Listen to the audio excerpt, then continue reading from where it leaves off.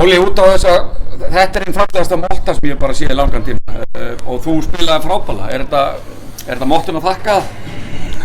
Nei, við bara mættum tilbúinir sko. Og þú ert að ljúga að mér ef þið finnst þetta að vera fallegasta motta sem við séð. Þetta er líklega það vitlauslegasta sem ég hef haft á öðruverun á mér. En ég ákveðum þetta bara, ég og Jens fyrir leika hérna að raka okkur skeggið og skilja eftir mottu. En einhvers vegar segir að maður breyti ekkert svona sigurformúlu og nú gekk frábærlega, menn þessi mottu komið þess að verða ekki? Ég minka hana þá bara, minka hana alltaf. En svona alvörinu, menna hvað, það er rosalega stuðningur á þessu hjá okkur núna undanfættu leikjum. Hverju þakkar það, veistu? Bara leikliði. Já, út á hverju komið meiri í leikliði? Held bara, sko, við settum saman niður og ræddum málin. Svo er örugglega eitthvað sem Amerikananum okkar þakka, hann er með jákvæða, svona kemur jákvæða svona orku frá sér.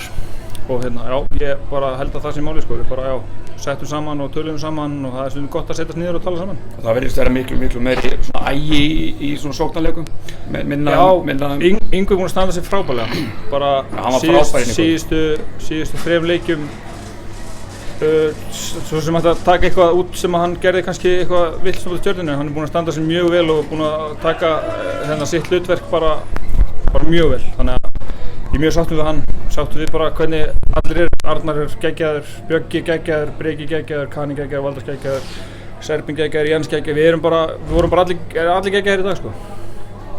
Og hlýtur ekki bara hlakka í öllum í Grindavík? Nú er bara bikarinn framundan og er ekki Grindavík komið á, við erum ekki talað um beinabraut, en það er allt annað að sjá. Þetta er í rétt átt. Þetta er í rétt átt, já.